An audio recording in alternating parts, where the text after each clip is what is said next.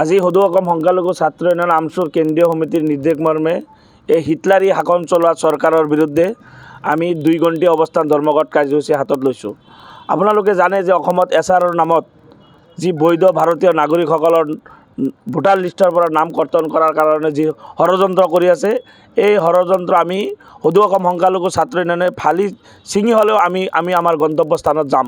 গতিকে এই এছআৰৰ নামত এজন মানুহে চৰকাৰী নিয়ম হিচাপে 10জন মানুহৰ নামত তেওঁলোকে অবজেকশ্যন কৰিব পাৰে, কিন্তু আমি দেখিছোঁ যে কোনো এজন ব্যক্তি যিজন ব্যক্তিৰ নাম এড্ৰেছ ভুৱা, সেই ভুৱা এড্ৰেছত তেওঁলোকে 100 পৰা 200 মানুহৰ নামত তেওঁলোকে মানে এনেকুৱাকৈ কমপ্লেইন কৰিছে। গতিকে ইয়াৰ বিৰুদ্ধে সদৌ অসম সংখ্যালঘু ছাত্ৰ আমচুৱে ইতিমধ্যে কেন্দ্ৰীয় সমিতিৰ এটা সজাতি দলে আমাৰ দিল্লী ইলেকশ্যন কমিশ্যনাৰ অফ ইণ্ডিয়াৰ লৈ আমি মেম'ৰাণ্ডাম দিছোঁ। আজি গোটেই অসমত এনেকুৱা কাৰ্যসূচী চলি আছে। ঠিক তেনেকৈ বৰপেটা জিলা সমিতিয়েও এই কাৰ্যসূচী লৈ গৈ আছোঁ বৰপেটা মিলেনিয়াম পাৰ্কত। গতিকে এই কাৰ্যসূচীৰ জৰিয়তে অসম চৰকাৰক শেষবাৰৰ বাবে আমি আহ্বান জনাব বিচাৰিছোঁ যে এই এছআৰৰ নামত যি বৈধ ভাৰতীয় নাগৰিকসকলৰ নাম কৰ্তন কৰাৰ কাৰণে যি ষড়যন্ত্ৰ কৰি আছে, এইটো কোনোপধ্যে হ'বলৈ নিদিওঁ। ইতিমধ্যে আপোনালোকে জানে যে অসমৰ বিজেপি চৰকাৰৰ ৰাজ্যিক সভাপতিজনে দিলীপ শইকীয়া ডাঙৰীয়াই তেখেতৰ দলীয় কিছু মানুহক মাতি আনি অসমৰ 126টা বিধানসভা সমষ্টিৰ 60টা বিধানসভা সমষ্টিৰ যিবিলাক বিধানসভা সমষ্টিত ধৰ্মীয় সংখ্যালঘুসকলে নিৰ্ণায়ক ভূমিকা পালন কৰে, সেইসকল ব্যক্তিসকলৰ 5,000 পৰা 10,000 ভোট কৰ্তন বৈধ ভাৰতীয় নাগৰিকসকলৰ নাম কৰ্তন কৰাৰ কাৰণে BLOসকলক ইতিমধ্যে নিৰ্দেশনা দিছে। গতিকে মই আপোনালোকৰ জৰিয়তে BLOসকলক ক'ব বিচাৰিছোঁ, যদি আপোনালোকে চৰকাৰৰ ষড়যন্ত্ৰৰ বলি হৈ এই বৈধ নাগৰিকসকলৰ নাম যদি কৰ্তন কৰা হয়, এই কৰ্তন কৰা আপোনালোকে কিন্তু আইনীৰ কাঠগড়াত থিয় হ'বৰ কাৰণে প্ৰস্তুত হৈ থাকক। কাৰণ আমচুৱে গণতান্ত্ৰিক পদ্ধতিৰে তো আন্দোলন কৰিমেই,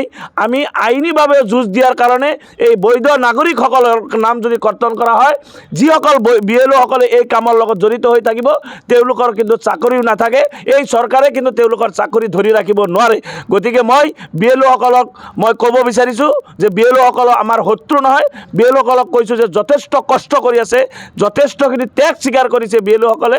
গতিকে BLOসকলে তেওঁলোকৰ যিটো কলমটো যাতে শুদ্ধভাৱে ব্যৱহাৰ কৰে, তাৰ কাৰণে আপোনালোকৰ জৰিয়তে আহ্বান জনাইছোঁ। যেই নহওক, ইতিমধ্যে আমি সদৌ অসম সংখ্যালঘু ছাত্ৰ ইউনিয়ন আমচুৰ কেন্দ্ৰীয় সমিতিৰ মহামান্য সভাপতি ইমতিয়াজ হুছেইন ডাঙৰীয়াৰ নিৰ্দেশ মৰ্মে গোটেই অসমত সদৰ ঠাইত উপায়ুক্ত কাৰ্যালয়ৰ সন্মুখত 2 ঘণ্টীয়া অৱস্থান ধৰ্মঘটৰ কাৰ্যসূচীৰ ৰূপায়ণ কৰিবলৈ নিৰ্দেশ দিছে। সেই মৰ্মে আমি বৰপেটা জিলা সমিতিৰ তৰফৰ পৰাও আমি বৰপেটাত মিলেনিয়াম পাৰ্কত 2 ঘণ্টীয়া অৱস্থান কাৰ্যসূচী কৰি আছোঁ। গতিকে এই কাৰ্যসূচীত আমাৰ যি অসমত শেহতীয়াভাৱে এছআৰ চলি আছে, এছআৰত যি বিসংগতি আৰম্ভ কৰিছে, তাৰ প্ৰতিবাদত আৰু ইয়াত অসম চৰকাৰে ষড়যন্ত্ৰ হৈ BLOসকলক আৰু BLAসকলক ছুপাৰভাইজাৰসকলক যি ধৰণে নিৰ্দেশনা প্ৰেৰণ কৰিছে যে আমাৰ ধৰ্মীয় সংখ্যালঘুসকলৰ মানুহৰ নাম কেনেকৈ ভোটাৰ লিষ্টৰ পৰা নাম কৰ্তন কৰিব পৰা যায়, এই হিচাপত তেওঁলোকে ষড়যন্ত্ৰ আৰম্ভ কৰিছে। গতিকে আমি এই ক্ষেত্ৰত সদৌ অসম সংখ্যালঘু ছাত্ৰ ইউনিয়ন আমচুৱে আমি ধিক্কাৰ জনাইছোঁ অসম চৰকাৰক। যদি বৈধ ভাৰতীয়সকলৰ নাম এই ভোটাৰ তালিকাৰ পৰা নাম কৰ্তন কৰে, তেনেহ'লে আমি সদৌ অসম সংখ্যালঘু ছাত্ৰ ইউনিয়নৰ নিৰ্দেশ মৰ্মে আমি ইয়াতকৈ ভয়াৱহ আন্দোলন কৰিম। পৰ্যায়ক্ৰমে আমি ৰাজপথত আন্দোলন কৰিবলৈ বাধ্য হ'ম। অসম চৰকাৰে যদি এনেকুৱা বিসংগতি সদায় যদি কৰি থাকে, তেনেহ'লে আমাৰ আমচুৰ মোকাবিলা হ'বলৈ প্ৰস্তুত থাকক। কিছুদিন পিছতে হয়তো পূৰ্ণাংগ ভোটাৰ তালিকা এখন প্ৰস্তুত হৈ ওলাব।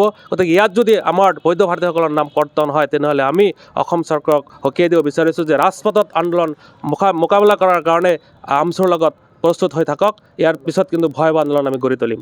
ধন্যবাদ। Any Times 24/7. Your news, your voice.